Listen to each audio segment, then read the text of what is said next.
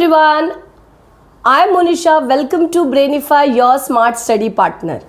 Students, कल तक हमने 9th स्टैंडर्ड का second lesson modernisation, self reliance और भी पॉइंट्स जो है पढ़े थे और आज के लेक्चर में हम देखेंगे इकोनॉमिक लिबरलाइजेशन। इकोनॉमिक लिबरलाइजेशन क्या है?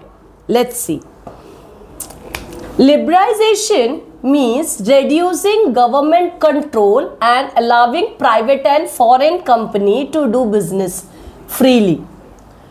1991 से पहले हमारे देश में इतना इकोनॉमिक इशू हुआ था, इसीलिए बहुत सारे जो प्राइवेट कंपनीज हैं हमारे फॉरेन कंट्रीज से हमारे देश में आए और बिजनेस स्टार्ट किया। 1991 से यह सिलसिला स्टार्ट हुआ क्योंकि हमारा देश का इकोनॉमी गिर रहा था। उनमें उस समय पे पीवी नरसिम्हा राव हमारे देश के गवर्नमेंट थे। इसमें यह कहा कि अभी कोई भी रोल जो है, कंट्रोल जो है गवर्नमेंट नहीं करेगा। अभी हमें फ्री, खुले आम हमें क्या करना चाहिए? बिजनेस करना चाहिए। इसलिए गवर्नमेंट के अलावा प्राइवेट कंपनीज हमारे देश में आया।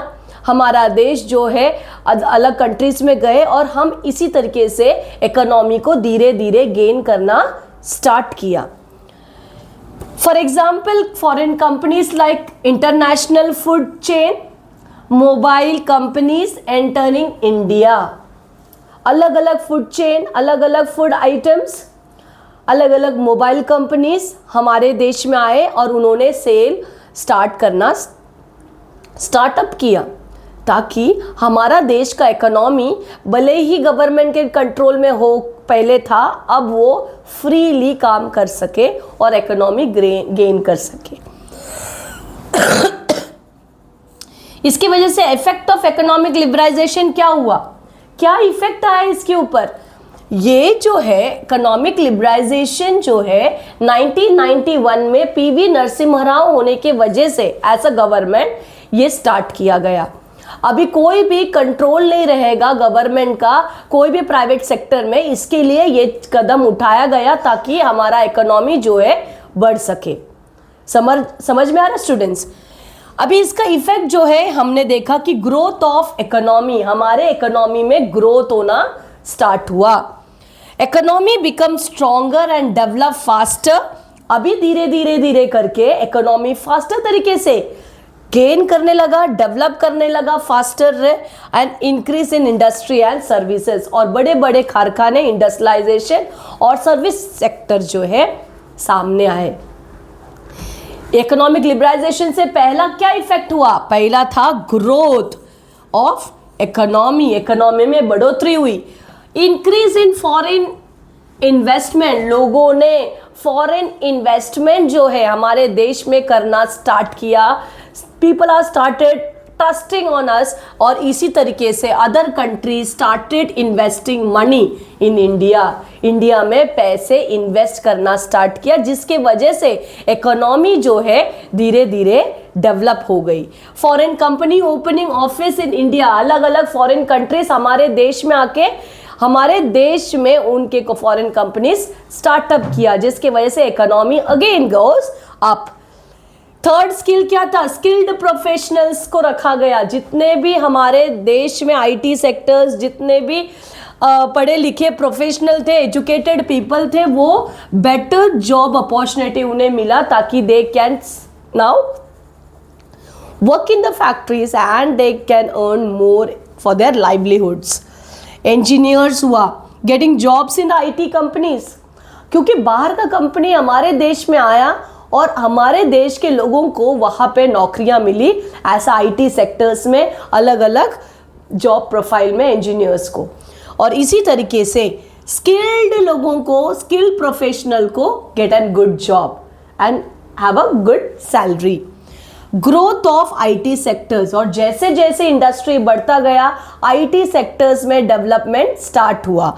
आईटी सेक्टर्स में technology sectors expanded, science and technology develop हुआ और उसी की तरह rapidly job software companies online services भी स्टार्ट किया। जो लोगों को नहीं हो रहा था ऑफिस तक जाने का, वो लोग वर्क फ्रॉम होम या ऑनलाइन सर्विसेज को लेकर अपना जितना भी इम्पोर्टेंट काम है वो करने को स्टार्ट किया। इस तरह से ग्रोथ ऑफ आईटी सेक्टर्स हुआ, स्किल प्रोफेशनल्स मिले, इंक्रीज इन फॉरेन इन्वेस्टमेंट और ग्रोथ ऑफ इकोनॉमिक लिबरलाइजेशन के वजह से ये स्टार्टअप हुआ। Understood students? आपने अगर ये वीडियो अभी तक नहीं देखा है, go and check with the videos and then comment कि आपको एक क्लियर कंसेप्ट है या नहीं। Understood? Now will see the next topic. Now we will going to see a science and technology topic. Science और टेक्नोलॉजी का मतलब क्या है? अभी नए नए टेक्नोलॉजी के वजह से डेवलपमेंट ग्रोथ आने लगा अलग अलग फील्ड में। तो पहला फील्ड है हमारा ग्रीन रेवोल्यूशन। आपको पता होगा ग्रीन रेवोल्यूशन मतलब क्या? 1965 में ग्रीन रेवोल्यूशन आया, movement to increase agricultural production using modern method. मतलब 1965 से हमने एग्रीकल्चर फील्ड में टेक्नोलॉजी का वापर कर एक डेवलपमेंट हासिल किया है हम मॉडर्न मेथड में। इनसे पहले मतलब हमारा 1965 से पहले हमने क्या किया था? हमारे एग्रीकल्चर में एनिमल्स, ह्यूमन बीइंग जो काम करते हैं छोटे छोटे, जिसमें अच्छा रिटर्न नहीं आता था और इसी की तरह से फार्मर्स का नुकसान होता था। बट अब क्या किया? मॉडर्न टेक्नोलॉजी इनमें ऐड ऑन करने की वजह से प्रोडक्टिविटी हाई हो गई और इकोनॉमी हमारे देश का एग्रीकल्चर का हाई होते हुए दिखाई दिया। किसने स्टार्टअप किया ये? एमएस स्वामीनाथन। एमएस स्वामीनाथन जी ने इन्हें एक एग्रीकल्चर प्रोडक्टिविटी साइंस और टेक्नोलॉजी के वापर करने के बाद एक नया तरीका मॉडर्नाइजेशन लाया। अभी इससे क्या हुआ? क्या क्या उन्होंने किया? Use of high yielding variety of seeds. मतलब हाई यील्डिंग सीड्स को इस्तेमाल करने लगा एग्रीकल्चर में, जिसके वजह से प्रोडक्टिविटी इंक्रीज हुआ। Use of fertilisers and pesticides. मतलब हमारे जो खत है, हमारे जो सॉइल के अंदर अच्छा खासा फर्टिलिटी आने के लिए पेस्टिसाइड्स, वो इंसेक्ट्स और वो पेस्टिसाइड्स नहीं होने के लिए क्या करना पड़ता है? उसमें जो केमिकल्स जो है ऐड ऑन करना पड़ता है, जिसकी वजह से फर्टिलिटी बनाए रहे। इसके वजह से बेटर इरिगेशन आया, फैसिलिटीज, इरिगेशन फैसिलिटी डेवलप हो। पहले क्या होता था? एक ही पर्टिकुलर लैंड में पूरे साल भर में एक ही प्रोडक्शन होता था, मतलब कोई भी एक राइस हुआ या कोई एक ज्वार। अब क्या हुआ? उसी फील्ड में हमने क्या किया? सीजन वाइज अलग अलग चीज़ें उगाने को स्टार्ट किया, जिसके वजह से productivity goes on increasing. Earlier farmer produce less wheat. Farmer को बहुत ही कम प्रोड्यूस होता था व्हीट। आफ्टर ग्रीन रेवोल्यूशन आने के बाद क्या हुआ? Punjab, Haryana started producing large amount of wheat. Punjab Haryana में व्हीट जो है बहुत ही ज़्यादा तरीके से प्रोड्यूस होता है। पहले फार्मर्स को बहुत ही कम व्हीट मिलता था, मतलब गेहूँ। पंजाब और हरियाणा में इसकी प्रोडक्टिविटी जो है लार्ज अमाउंट ऑफ करने की वजह से इंडिया में अभी सेल्फ रिलायंस मतलब self sufficient of food in India food grains बोला है, क्योंकि हमारे देश में ही व्हीट जो है हाईएस्ट प्रोडक्शन पंजाब और हरियाणा में अभी होता है, और जिसके वजह से हमें बाहर के देशों से मंगवाना नहीं पड़ता। इसके लिए ग्रीन रेवोल्यूशन बहुत ही इम्पोर्टेंट साबित हुआ हमारे देश के लिए। इसके लिए सेल्फ सफिशिएंट फूड ग्रेन कहा गया है। ये आपको किसने स्टार्टअप किया? एमएस स्वामीनाथन। स्टूडेंट्स, आपको ये फिलअप में क्वेश्चन आएगा, who introduce the green revolution? MS Swaminathan. In which year? 1965 green revolution. और ग्रीन रेवोल्यूशन जो है प्रोडक्टिविटी बताया एग्रीकल्चर के लिए। ग्रीन इतना याद रखो, एग्रीकल्चर जो है, हमारा जो फार्म है वो ग्रीनरी है, इसके लिए ग्रीन रेवोल्यूशन किसके लिए बना है? एग्रीकल्चर के लिए बना है। इसकी वजह से हमने हमारा ही देश में एग्रीकल्चर का जो प्रोडक्टिविटी है इस कदर डेवलप किया है कि हमें किसी और कंट्री से नहीं मांगना पड़ेगा। इसके लिए हमारे देश को सेल्फ सफिशिएंट कंट्री कहा गया है। I hope you understand students. हर एक टॉपिक को, ईच एंड एवरी टॉपिक को अच्छे से देखना और कमेंट में लिखना कि आपको ये टॉपिक क्लियर है या नहीं। अंडरस्टूड? और नहीं क्लियर है तो आप वहाँ पे कमेंट कीजिए कि आपको टॉपिक कौन सा क्लियर नहीं है, ताकि मैं वो टॉपिक को वापस सिखा पाऊँ। नेक्स्ट टॉपिक है वाइट रेवोल्यूशन। देखो, ग्रीन रेवोल्यूशन तो एग्रीकल्चर का हुआ, अभी वाइट रेवोल्यूशन किसके बारे में होगा students? Any guesses? Yes, correct. It is milk.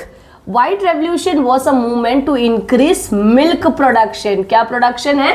Milk का प्रोडक्शन ज़्यादा किया गया हमारे देश में। और वो उनका नाम कौन था जिन्होंने इसके लिए अपना लेवल बेस्ड काम किया? जो है Verghese Kurien. Verghese Kurien was a person who was introduce white revolution, that is milk revolution.